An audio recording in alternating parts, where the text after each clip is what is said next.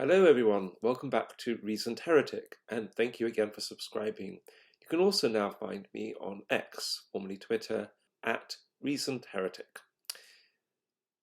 The Assisted Dying Bill, technically the Terminally Ill Adults End of Life Bill, has just passed its second reading in the House of Commons. Under the bill, anyone who wants to end their life for any reason, with a rough life expectancy of 6 months remaining, would be able to do so.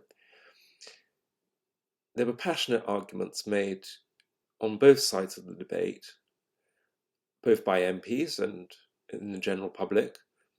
And this is one of those rare bills where parliamentarians had a free vote, so voting was not determined by party lines. These unwhipped parliamentary votes are always fascinating as they provide some interesting insights into the personalities behind our elected so-called representatives.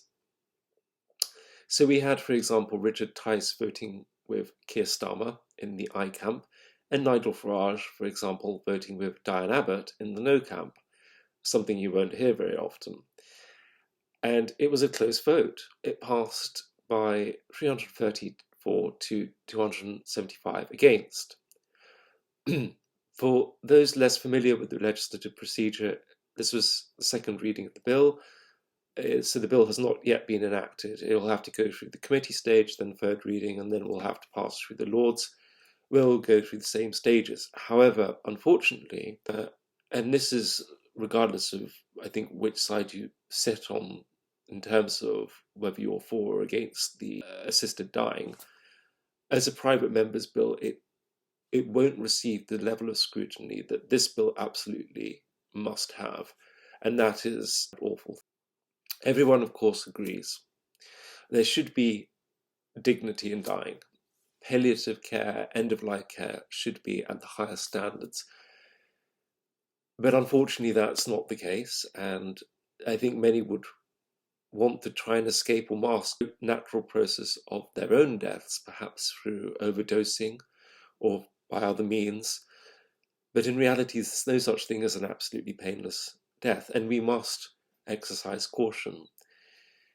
The Gosport War Memorial Hospital opioid death scandal that took place in the 1990s saw 400 patients at the hospital in Hampshire have their lives prematurely shortened by the administration of dangerous doses of opioid drugs.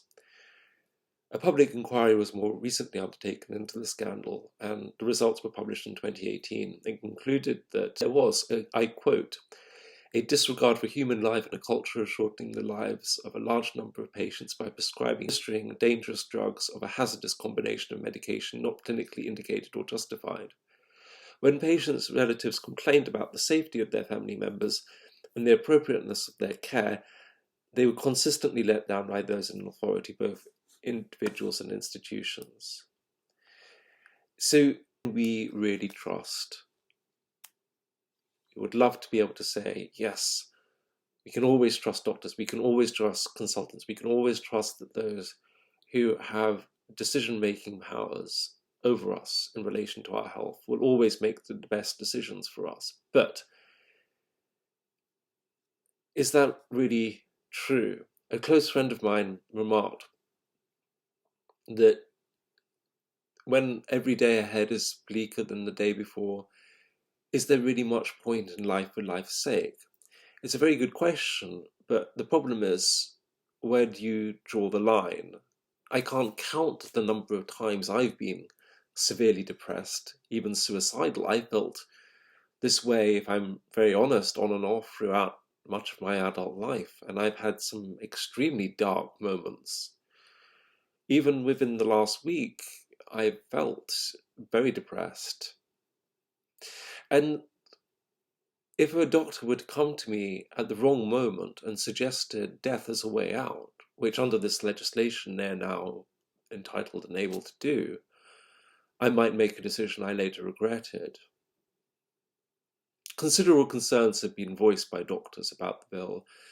Dr. Kajetan Skowronski, a registrar in geriatric medicine in Sussex, made the point that the bill provides no safeguards against someone being approved for assisted dying more accurately assisted killing or euthanasia or assisted suicide, as some have termed it, because they feel they're a burden. Dr. Skowroński has pointed out lots of particularly elderly patients say that they're a burden and feel that they are diverting resources from other patients. In the context of physical and social care systems in this country being broken, but that is often simply a cry for help. So his argument is that there's no safeguard against this in the NHS. There's also no conscience clause in the bill for doctors to opt out if they conscientiously object to performing what the bill instructs them to do. When someone comes to them and says, I want to die, whether or not that is genuine or a cry for help. However, many doctors are now coming out on the record to say they will refer to patients for assisted suicide, even if the legislation compels them to do so. And so we have here an issue with the rule of law. Nigel Farage said that he voted against the bill because he's worried that its powers would be extended by future governments or even the same government. We must remember that Canada started assisted dying in 2016 and had many safeguards attached to it. In 2021, their legislation was extended to people with no terminal illness and are disabled. In 2027, anyone with a serious mental health problem will also be eligible. So slippery slope does come to mind. If I were an MP in the Commons, to be clear, I would have voted against the bill. Having myself almost died while in hospital 3 years ago by not getting the surgery I urgently needed on time until my friend intervened, an experience I'm sure I will talk about in later presentations, but simply cannot trust the decision makers on wards to make the right decision. While the standard of nursing care I received was excellent, and consultants simply failed to pick up on certain of my markers and wrongly concluded that I was getting better when in fact I was getting very much worse. Of course, I can't simply draw on my own experiences, and I find some more personal accounts. One person on X commented, unfortunately, the NHS don't care for patients during end-of-life care, and they've put care in quotation marks. They're left in beds, that is, patients are left in beds, starved, dehydrated. I know both my parents died under the shocking NHS end-of-life care. Again, care has been put by this person in quotation marks. And many on that thread agreed with her and cited similar personal experiences with their elderly parents who they felt had been left to die in the same way. One person recounting an experience of her elderly relative referred to total starvation and no liquids, just left to die.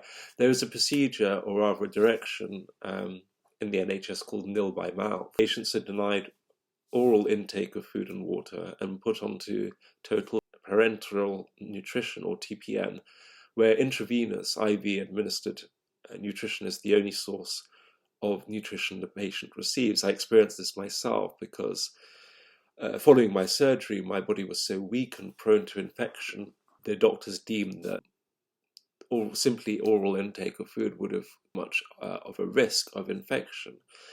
But it took the doctors 24 hours before I was hooked up a TPN nutrition bag. I had already lost about 20 kilograms at that point in the space of a few weeks due to the colorectal, what later transpired to be infectious colitis that I had, which led to my colectomy, or the removal of my colon. But after the TPN experience, I lost a further 10 kilograms, and I had to use, unfortunately, strong words with my dietitian to convince him to put me back onto an oral diet. I was withering away, seriously. So there are a lot of concerns, and I want to stress that I do absolutely understand people's emotions in this, because it is an emotive subject. I spoken to a friend who disagreed with me with this, and he sent me some horrifying pictures of his mother who wasn't able to die. And I understand that the risks involved with this legislation in its form are just simply too great. Therefore, on balance, I cannot support it. What does all this mean, though? I think this has to be said, and I will do a lot more videos on the topic of diet and nutrition. Avoid hospital like the plague. And I can tell you, as someone who spent a month in hospital, it almost felt like home. And in a way, after a month of being there, recovering from my surgery, it was a extremely cathartic experience where you see the best and the worst of life. And a hospital is somewhere that we all want to have, but no one wants to be in hospital. I think that's the bottom line. And so I think avoid hospital like the plague. Take preventative care. Take control of your diet. Eat healthily. Exercise. Intermittent fasting. Avoid sugar. Avoid seed oils. I'm going to do video presentations on all of this. Because one day, all of us, will die. But you can take steps to prolong not only the duration of your life, but also the quality of your life.